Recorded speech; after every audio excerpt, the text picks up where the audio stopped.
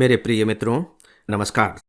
Friends, मैं आज आप सबसे जो अमेरिका से हमें अनुदान प्राप्त होता है, जो अमेरिका हमें देता है, उसके बारे में अभी पूरे देश में एक बहस सी छिड़ी हुई है। तो उस अनुदान के लेखा-जोखा पर कुछ बातें करने जा रहा हूँ। अमेरिकी अनुदान का लेखा-जोखा। अखबारों में आप पढ़ रहे हैं कि ट्रंप साहब ने खुलेआम यह आरोप लगाया है कि उनसे ठीक पहले के जो अमेरिकी राष्ट्रपति थे बाइडेन साहब, उन्होंने भारत को कुछ राशि भिजवाई, धन भिजवाया।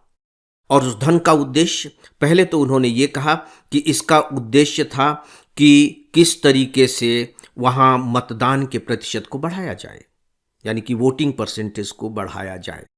ठीक है, वोटिंग परसेंटेज अगर बढ़ाने की बात हो रही है तो ठीक है, कोई बात नहीं, वहाँ तक तो बात समझ में आती है। लेकिन जब बाद में उन्होंने यह खुलासा किया कि नहीं, वो जो सहायता राशि भेजी गई है उसका जो उपयोग होना था वहाँ की चुनावी प्रक्रिया में हस्तक्षेप करना था, और खासकर जो सरकार सत्ता में थी उसे हटाकर किसी दूसरी पार्टी की सरकार को जिताना था।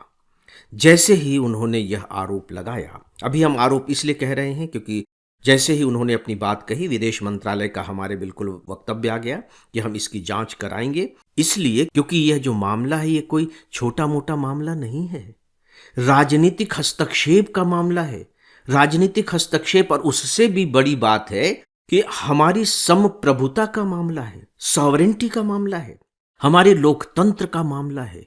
यानी कि हमारे यहाँ किसकी सरकार बनेगी, इस पर विदेशियों का हस्तक्षेप है। चलिए, अभी तो हमारे सामने अमेरिका की बात आई है, लेकिन दूसरे राष्ट्रों की भी बात आ सकती है। और खासकर जो सोशल मीडिया है उसके बारे में तो अक्सर पढ़ने को मिल ही जाता है कि यहाँ तक कि जब बाइडेन साहब का चुनाव हुआ था जिसमें ट्रंप हारे थे, तो उसमें बताया गया था कि रूस ने बकायदे ट्रंप को जिताने के लिए इस तरह का अभियान छेड़ा था। ये बात अलग है कि वो सफल नहीं हो पाए। दोस्तों, जैसे ही ये बात सामने आई है वैसे ही हमारे देश में एक राजनीतिक बहस शुरू हो गई है, और सच बात यह है कि ये बहस शुरू होनी भी चाहिए। मैं आपको बताना चाहूँगा कि इस तरह के जो आरोप हैं ये अभी के ही नहीं हैं। जब से मैंने थोड़ा सा होश संभाला है और राजनीति की थोड़ी सी समझ होने लगी है, तब से ही लगातार सरकारें इस तरह की बातें करती थी। कभी सरकारें कहती थी, कभी यहाँ तक कि विपक्ष पार्टी भी कहती थी। सरकारें कहती थी कि भारत में विदेशी हस्तक्षेप हो रहा है, वो भारत में खलल डाल रहे हैं, अनुदान के माध्यम से ही वो ऐसा कर रहे हैं। यहाँ तक कि जो बहुत से एनजीओज को पैसा दिया जाता है, वे एनजीओ दूसरे देशों के मोहरों का काम करते हैं। जैसे हमारे यहाँ जो बड़े बांध बनने शुरू हुए तो उनका विरोध होने लगा। आरोप लगाया गया कि ये जो बड़े राष्ट्र हैं, जो दूसरे राष्ट्र हैं, वो नहीं चाहते कि भारत तरक्की के रास्ते पर आगे बढ़े, तो ये बांध बनना देना नहीं चाहते, क्योंकि बांध बनने का मतलब है कृषि व्यवस्था में बहुत ज़्यादा सुधार हो जाना, एनर्जी मिलने लगना, ऊर्जा का उत्पादन होने लगना। ऐसे में तो देश तरक्की के रास्ते पर बढ़ जाएगा। तो इस तरीके से वे अनुदान दे करके, खासकर जो हमारे यहाँ एनजीओज हैं, उनका वे अपने हितों के लिए इस्तेमाल करते हैं। देखिए, बहुत स्पष्ट तौर पर कहा जाता है कि नो लंच इज फ्री। कोई भी जो पैसा देगा वो फ्री में तो नहीं देगा, उसके बदले में वह कुछ न कुछ चाहेगा ही। अब यह बात अलग है कि वह खुलेआम चाह रहा है या अप्रत्यक्ष रूप से चाह रहा है, लेकिन वो चाहेगा जरूर। फ्रेंड्स, एक सूचना है, FEIS का एक मोबाइल ऐप है। इस पर आपको IAS की तैयारी के लिए रोजाना 10 न्यूज़पेपर्स के चुने हुए एडिटोरियल कमेंट्स और आर्टिकल्स पढ़ने को मिलेंगे। आप इस पर करेंट अफेयर्स पर बेस्ड मेरा डेली ऑडियो लेक्चर भी सुन सकेंगे, और इसके अलावा आपको और भी बहुत कुछ मिलेगा, वह भी सब कुछ फ्री। तो आप बिना देरी किए इस ऐप को एंड्रॉयड या अपने एप्पल डिवाइस पर इंस्टॉल कर लें। दोस्तों, इससे पहले मैं आपको बताना चाहूँगा कि बाकायदे जब इंदिरा गांधी जी सत्ता में आई तो उस दौर में खासकर इस तरह के बहुत आरोप लगने लगे कि विदेशी हस्तक्षेप भारत में हो रहा है, विदेशी जो शक्तियां हैं वो भारत में हस्तक्षेप कर रही हैं। चलिए हम उसकी बात नहीं करते हैं। जब आप कोल्ड वॉर पर तैयारी करेंगे, लेक्चर सुनेंगे, तो उसमें ध्यान दीजिएगा, आपको एक तथ्य पढ़ने को मिलेगा। कोल्ड वॉर क्या था? पूंजीवादी जिसका नेतृत्व अमेरिका कर रहा था, और साम्यवादी जिसका नेतृत्व उस समय का सोवियत संघ कर रहा था। इन दोनों के बीच में दुनिया के देशों में अपने पैर पसारने की होड़ लगी हुई है। यानी कि जो साम्यवादी देश हैं वो चाहते हैं कि दुनिया में साम्यवाद का प्रचार प्रसार हो, और जो पूंजीवादी राष्ट्र हैं वो चाहते हैं कि साम्यवाद का प्रसार न हो, उसकी जगह पर पूंजीवाद का प्रसार हो।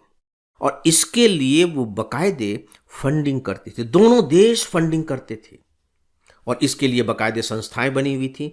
कला से जुड़ी हुई संस्थाएं थी, साहित्यिक संस्थाएं थी, विकासपरक संस्थाएं थी, सामाजिक संस्थाएं थी, सांस्कृतिक संस्थाएं थी। उन्हें धन दिया जाता था, और एक तरीके से ये जो संस्थाएं थीं वो उनके विचारों का प्रचार प्रसार करती थी। उनके विचारों का आर्टिकल्स लिखे जाते थे उनके विचारों के फेवर में, उनके विचारों के फेवर में बकायदे पत्रिकाएं प्रकाशित होती थी, किताबों का प्रकाशन होता था, ताकि उनकी विचारधारा धीरे धीरे धीरे धीरे उस देश में फैलती चली जाए। और एक दिन ऐसा आएगा कि उनकी जो इच्छा है कि यहाँ साम्यवादी सरकार बने, अगर वहाँ पूंजीवादी सरकार है तो, या यदि साम्यवादी सरकार वहाँ है तो वहाँ पूंजीवादी सरकार अस्तित्व में आ जाए, इसमें वे लगे रहते थे।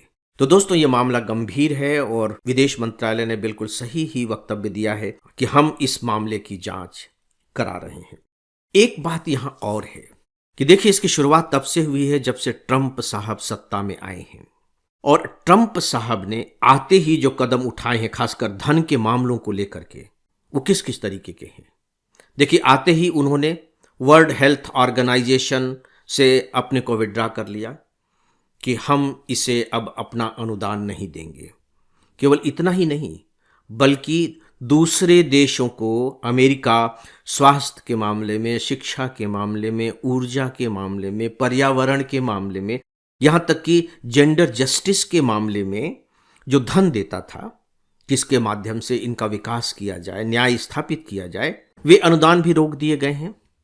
आपने एक संस्था का नाम सुना होगा, USAID, अमेरिका की एक संस्था है। इसका फुल फॉर्म है US agency for international development. देखिए, अमेरिका की एजेंसी है, यूएस एजेंसी फॉर किसके लिए है? इंटरनेशनल डेवलपमेंट के लिए, यानी कि वैश्विक विकास के लिए यह धन देती थी। कुछ दिनों पहले ही इस संस्था को बंद करने की घोषणा की गई है। इसमें जो काम करने वाले अधिकारी कर्मचारी थे उन्हें निकाल दिया गया है, और इसको लेकर के अमेरिका में बहुत खलबली मची हुई है। जगह जगह ट्रंप साहब के विरोध में आंदोलन हो रहे हैं, क्योंकि वो सब बेरोजगार हो गए हैं।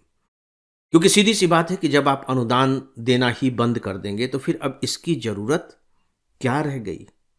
तो जाहिर है कि हमारे यहाँ भी बहुत से जो NGO हैं जिनको यहाँ से पैसा मिलता था, अब वो काम करना बंद कर देंगे, उनके दफ्तरों में ताले पड़ जाएंगे। इसी के साथ ही साथ आपने एक नाम और सुना होगा, जॉर्ज सोरोस का। जॉर्ज सोरोस, इनकी एक संस्था है ओपन फाउंडेशन सोसाइटी। इससे पहले जॉर्ज सोरोस पर भी यह आरोप लगा था कि वे अपने धन का इस्तेमाल इस तरीके से वहां अपने राजनीतिक हस्तक्षेप के लिए करते हैं। और ये जो आरोप हैं, ये केवल ट्रंप ही नहीं, बल्कि उनके जो अभी निकट सहयोगी एलन मस्क हैं, जो बहुत बड़े उद्योगपति हैं, वे शुरू से लगाते रहे हैं। तो सवाल ये उठता है कि अगर ये आरोप राष्ट्रपति के द्वारा लगाए जा रहे हैं, अमेरिका के राष्ट्रपति के द्वारा, तो हम हल्के में तो नहीं ले सकते, हमें इसे सीरियसली लेना होगा। लेकिन हमारी फेवर में एक बहुत बड़ी बात है कि भारत अब 1960 के दौर से आगे निकल चुका है। 1960 के दौर में हमारे यहाँ अमेरिकी मदद की शुरुआत हुई थी। अगर आपने PL 480 कानून के बारे में सुना हो तो उस समय हमारे यहाँ अकाल पड़ रहे थे, हम एक तरीके से भूखमरी के दौर में गुजर रहे थे। तो खासकर इसी के माध्यम से हम अपने देश को भूखमरी से बचा पाए थे।